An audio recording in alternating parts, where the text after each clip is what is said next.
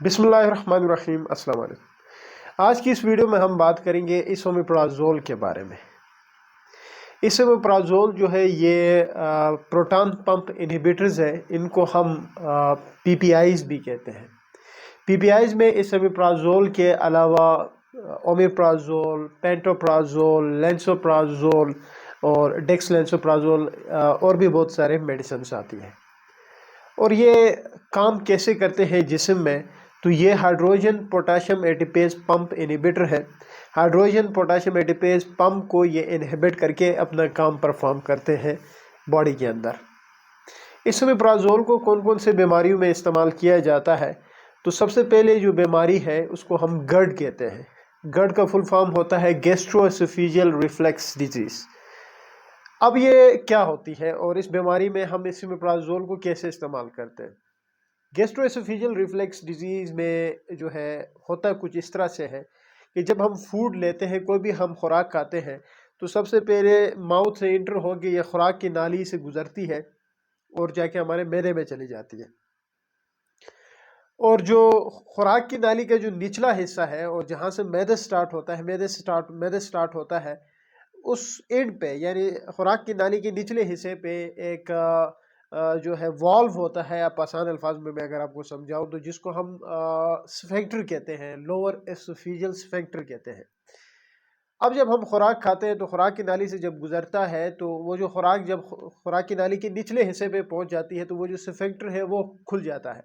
और जब वो स्फिंक्टर खुल जाता है तो वो जो खुराक है वो सीधा मैदे के अंदर चला जाता है, स्टोमक में चला जाता है। लेकिन यह नॉर्मल प्रोसेस है। लेकिन जो गैस्ट्रोएसोफेजियल रिफ्लेक्स डिजीज़ है उसमें होता है क्या है कि ये जो स्फिंक्टर है, जिसको लोअर एसोफेजियल स्फिंक्टर कहा जाता है, ये गैर ज़रूरत के तौर पे खुल जाता है।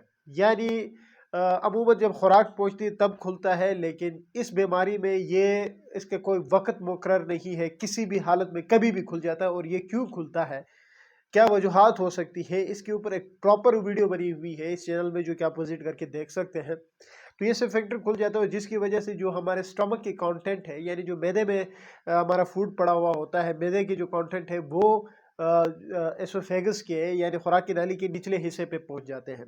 और वहां पे पहुंचने के बाद ये खुराक की नाली को इरिटेट कर देते हैं और इस कंडीशन को हम गैस्ट्रोएसोफेजियल रिफ्लेक्स डिजीज या GERD कहते हैं। तो जो एसोमेप्राज़ोल है आप GERD में भी इस्तेमाल कर सकते हैं।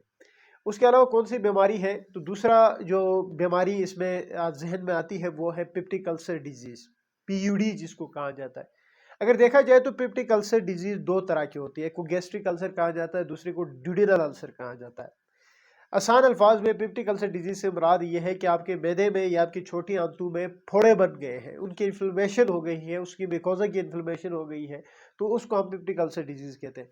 गैस्ट्रिक और ड्यूडेनल में फ़र्क यह है कि गैस्ट्रिक से मुराद है स्टमक और ड्यूडेनल से मुराद है part of the small intestine. तो अगर मैदे के अंदर फोड़े बन जाते हैं तो उसको हम गैस्ट्रिक अल्सर कहते हैं, और अगर छोटी आंतों में बन जाते हैं तो उसको हम ड्यूडेनल अल्सर कहते हैं। तो गैस्ट्रिक अल्सर हो या ड्यूडेनल अल्सर हो, दोनों कंडीशन में हम इसोमेप्राज़ोल का इस्तेमाल कर सकते हैं। उसके अलावा एक कंडीशन है जिसको ज़ोलिंगर एलिसन सिंड्रोम कहते हैं। वो क्या होता है उसके ऊपर भी डिटेल वीडियो बनी हुई है इस चैनल पे। और एच पायलोरी इन्फेक्शन जिसको हम आम डेली लाइफ में मैदे के जरासीम कहते हैं, उसमें भी इस दवाई को हम एंटीबायोटिक के कम्बिनेशन के साथ, एंटीबायोटिक्स के साथ मिला के इस्तेमाल करते हैं। 14 डेज़ का जो कोर्स होता है उसमें हम इस्तेमाल करते हैं। तो ये कुछ एक इंडिकेशंस थी कि किस किस बीमारियों में हम इस दवाई का इस्तेमाल कर सकते हैं। इसके क्या साइड इफ़ेक्ट्स हो सकते हैं, क्या नुकसानात हो सकते हैं ओवरडोज करने से, तो इतने कोई मेजर साइड इफ़ेक्ट्स इसोमेप्राज़ोल की नहीं है।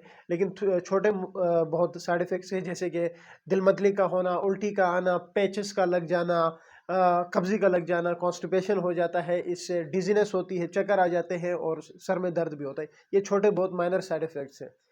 क्या कॉन्ट्रा इंडिकेशन है, तो सबसे पहले अगर पीपीआईज की ग्रुप से किसी को एलर्जी है तो वो इसका इस्तेमाल नहीं कर सकते हैं, नंबर 1। और दूसरी बात जो इम्पोर्टेंट है वो बात करते हैं हम प्रेगनेंसी, क्या कि प्रेगनेंसी में ये सेफ है कि नहीं है। याद रहे पीपीआईज में से ओमेप्राज़ोल जो है वो बिल्कुल भी सेफ नहीं है प्रेगनेंसी और लैक्टेशन में। लेकिन आजकल ओमेप्राज़ोल भी यूज़ किया जाता है just because of lake of knowledge की वजह से। तो ओमेप्राज़ोल को आपने अवॉइड करना है। इस ओमेप्राज़ोल को भी यूज़ किया जा सकता है लेकिन विद प्रिकॉशन के साथ। पेंटोप्राज़ोल को भी यूज़ किया जा सकता है विद प्रिकॉशन के साथ।